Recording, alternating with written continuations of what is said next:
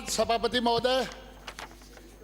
शिक्षा जैसे महत्वपूर्ण विषय पर एक शिक्षक को बोलने का अवसर प्रदान किया और वो भी 10 मिनट के अल्प समय में अपनी बात कह पाना बहुत मुश्किल है। फिर भी आपके दिए गए समय के अनुसार मैं अपनी बात पूरी करने का प्रयास करूंगा। माननीय सभापति महोदय, जैसा अंबेडकर जी ने कहा कि शिक्षा वो शेरनी का दूध है जो पिएगा धाड़ेगा, यानी शिक्षा के अंदर वो ताकत है। धन का भाई आपस में बंटवारा कर लेते हैं, परंतु शिक्षा का बंटवारा नहीं हो सकता। वो जहाँ पर भी व्यक्ति जाएगा उसके साथ में वो शिक्षा जाएगी और जीवन पर्यंत उसका मार्गदर्शन करेगी। इसलिए ये बहुत ही महत्वपूर्ण विषय है।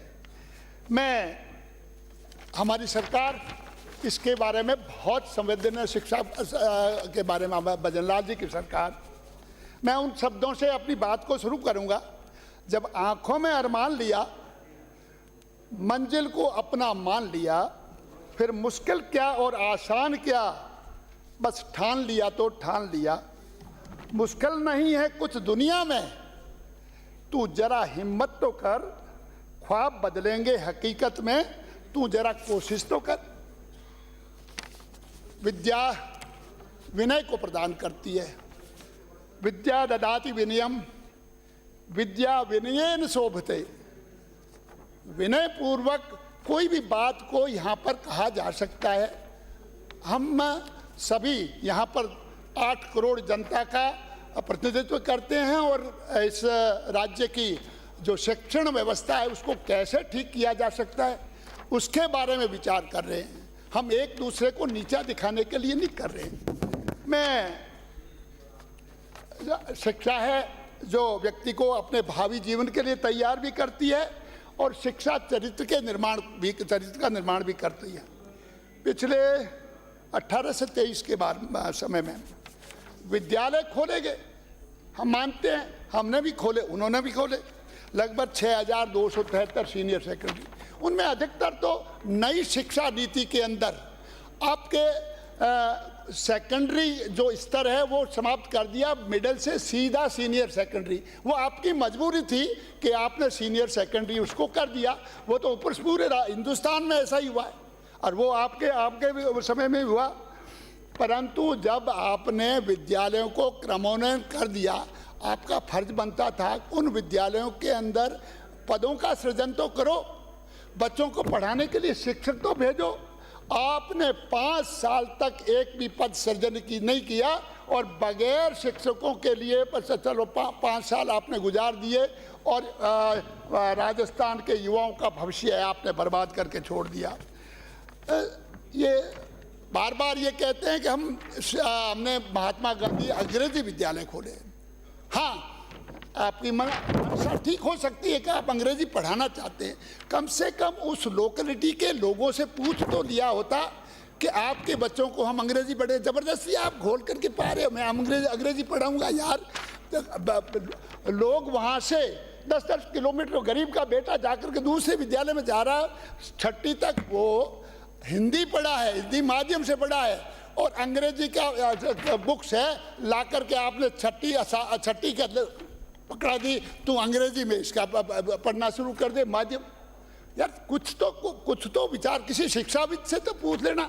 अपनी मर्जी से किए जा रहे थे और आपने ये अन्याय जो किया है ना, ये बहुत इस राज्य की जनता को बहुत महंगा पड़ा बेचारी को।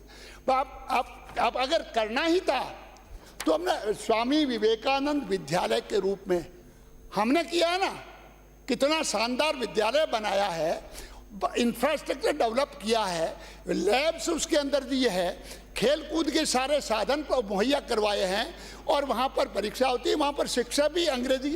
अरे यार, आपने तो वही शिक्षक जो खुद ही अंग्रेजी नहीं जानते उनको कहता तुम अंग्रेजी पढ़ाओ। यार समझ से परे बात है। कई ऐसी परिस्थिति में कोई अंग्रेजी माध्यम का कोई लाभ तो हुआ हो नहीं, तो आप बता दें। आपके समस्या ये है कि जो पढ़ा लिखा बच्चा है ना, वो आपसे दूर होता जा रहा है। पढ़ी लिखी जो पीढ़ी है वो आपसे दूर होती जा रही है, इसलिए आप उसी अनपढ़ता के गर्त के अंदर ढकेलना चाहते हैं उनको।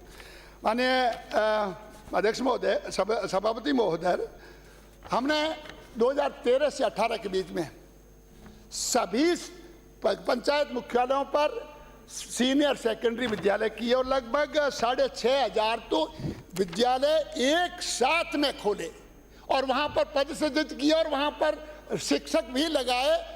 और वो जो 13 से 18 हड़ो वो शिक्षा विभाग के लिए एक स्वर्णिम काल था। माननीय अध्यक्ष जी उस समय शिक्षा मंत्री थे, राज्य मंत्री थे, परंतु कैबिनेट मंत्री आकर कहता था कि ये करना पड़ेगा। वो कहते नियमों में आएगा तो ही करूँगा, चाहे कुछ भी कर लूँ, कुछ तो आप अपने को रखना पड़ेगा।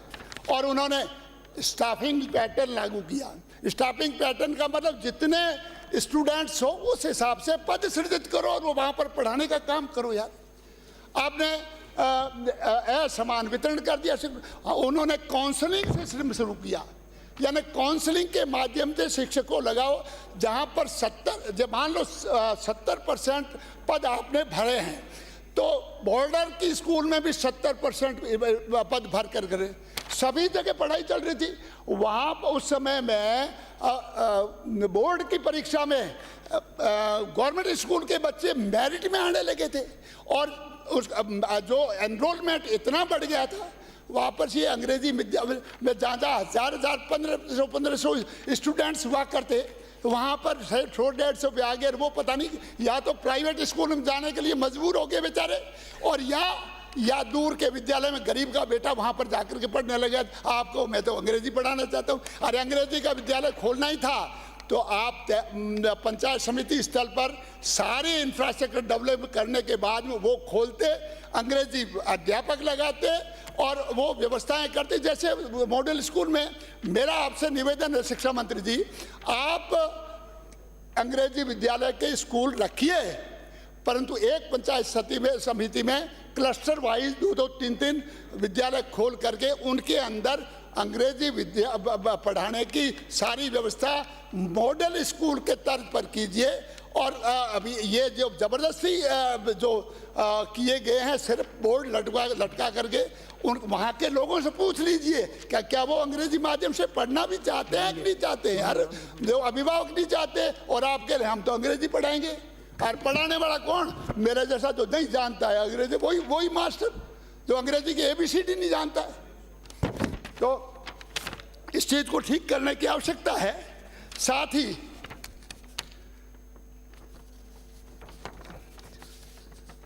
एक विषय विशेष करके मेरे समुदाय के अंदर नीले वस्त्र वर्जित किया हमारे गुरु महाराज ने। हमारे ही नहीं, आप बता दीजिए कहीं पर कोई मंदिर के अंदर पूजा नीले वस्त्र पहन करके अगर की जाती है तो वो व्यक्ति उसका फोटो ला कर रखती। नीला वस्त्र सनातन संस्कृति में पूजा में भी वर्जित है। और आप सरस्वती के मंदिर के अंदर जहाँ पर साधक बच्चा बैठ करके वो पढ़ाई करता है, जबरदस्ती उसको नीला पहना दो। अरे हमारे वाले रंग से आपको तकलीफ थी तो सफ़ेद कमीज और मटिया वो कर देते। यार वापस वही क्यों लाद रहे हो हमारे ऊपर इस रंग को?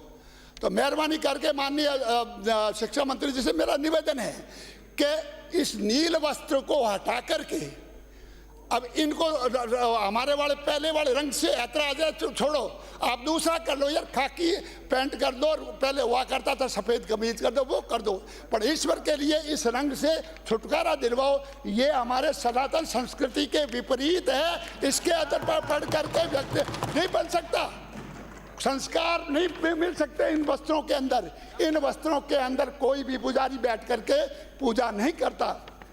इसलिए आपसे निवेदन